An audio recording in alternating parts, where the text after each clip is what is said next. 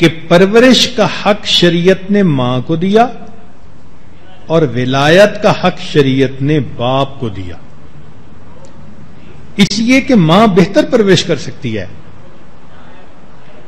ہاں جب بچہ بڑا ہو جائے تو اس کی تعلیم، اس کی تربیت، اس کی زندگی میں اس کو سیٹ کرنا یہ ولی کا کام ہوتا ہے، تو یہ باپ بہتر کر سکتا ہے۔ تو اس لیے اگر بچے کو شروع سے ہی اسلامی تعلیمات کے مطابق ہینڈل کیا جائے تو بچہ شروع سے ہی اپنے دل میں نیک جذبات حاصل کر لیتا ہے اور وہ نیکوکاری کی زندگی گزارتا ہے۔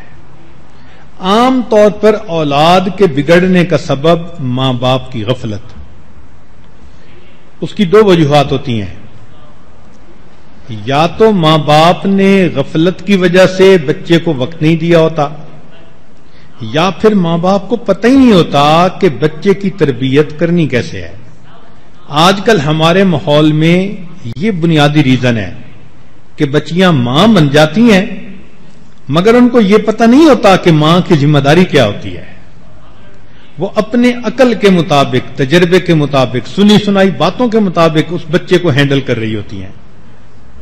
تو جو تو سمجھدار ہوئیں، بردبار طبیعت والی ہوئیں، انہوں نے بچوں کو ذرا اچھی پرورش دے دی، اور جس کے طبیعت میں غصہ زیادہ ہے اس نے بات بات پہ بچے کو جھڑکی دی، کوسنے دیے، بد دعائیں دی، بنانے کی بجائے اپنی اولاد کو الٹا بگاڑ دیا۔ تو اس لیے اولاد کی تربیت کا یہ مضمون ہر عورت کے لیے پڑھنا، سیکھنا ضروری ہے، اور اس کی اہمیت کا جاننا ضروری ہے۔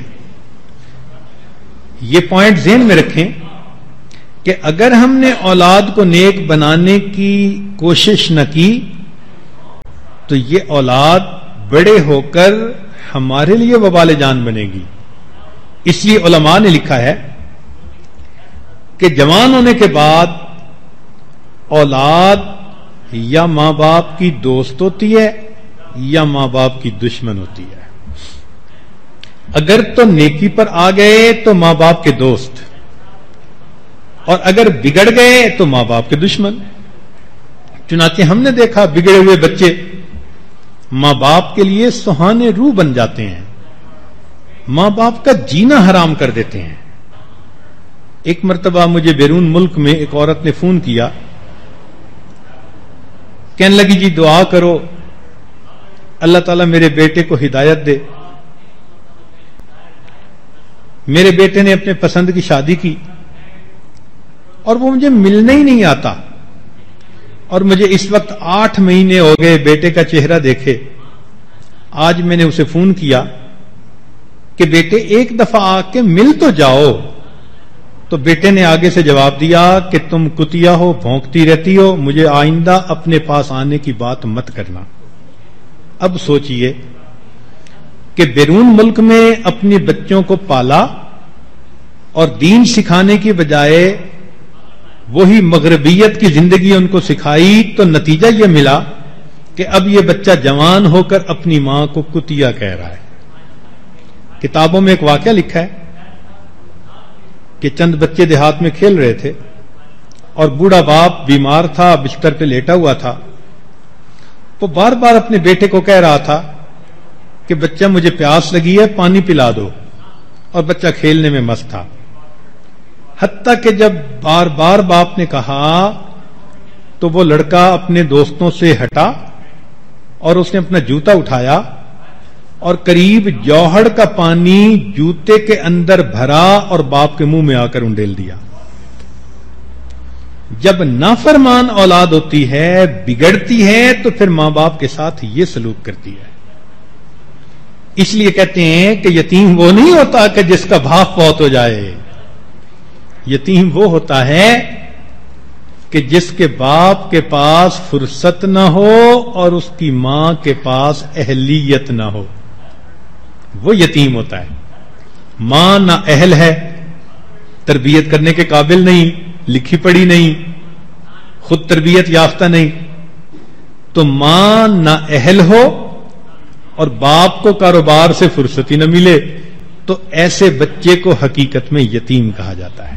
ہمیں چاہیے کہ ہم اپنی اولاد کی نیکی اور تربیت کے لیے بہت کوشش کریں، ورنہ قیامت کے دن یہ اولاد انسان کو اللہ رب العزت کی عدالت کے کٹہرے میں کھڑا کرے گی. یہ بات چھوٹی نہیں ہے، قرآن مجید میں اس کا ثبوت ملتا ہے. قیامت کا دن ہوگا، اللہ تعالیٰ ایسی نافرمان اولاد سے پوچھیں گے تم کیوں نہیں نیک بنے؟ تو اولاد سارا کا سارا ملبہ ماں باپ پہ ڈال دے گی. اے اللہ، انہوں نے ہمیں بگاڑا، انہوں نے ہمیں دنیا دار بننے کے لیے کہا، ڈاکٹر بنو، انجینئر بنو، پائلٹ بنو، اللہ ہم بن گئے. انہوں نے دین کے لیے کبھی کہا ہی نہیں تھا، ہم نے دین کی طرف توجہ ہی نہیں دی تھی.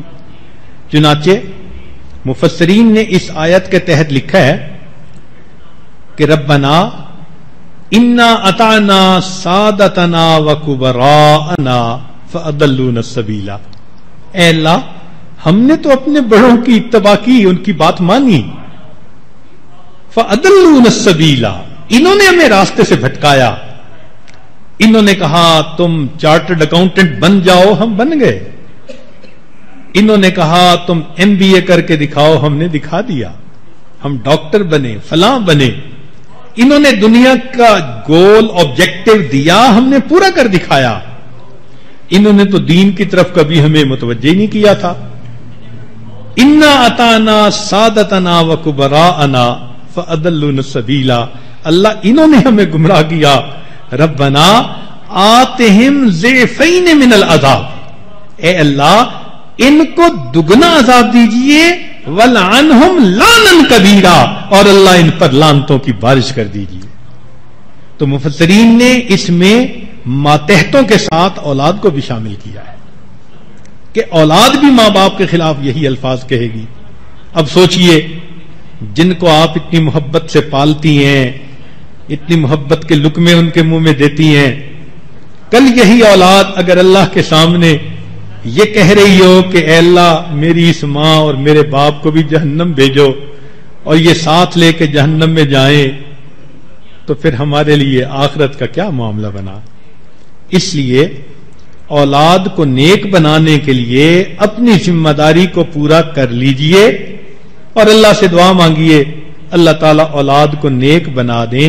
جہاں ایک خوشی اللہ نے دی اولاد والی، وہاں اس سے بڑھ کر دوسری خوشی اولاد کا نیک بنانا، وہ بھی اللہ عطا فرما دیں تاکہ ماں باپ کی آنکھیں ٹھنڈی ہوں. اللہ تعالیٰ جو صاحب اولاد ہیں ان کی اولادوں کو نیکوکار بنا دے، جو صاحب اولاد نہیں اللہ ان کو نیک اولاد عطا فرما دے. وآخر دعوانا ان الحمد للہ رب العالمین.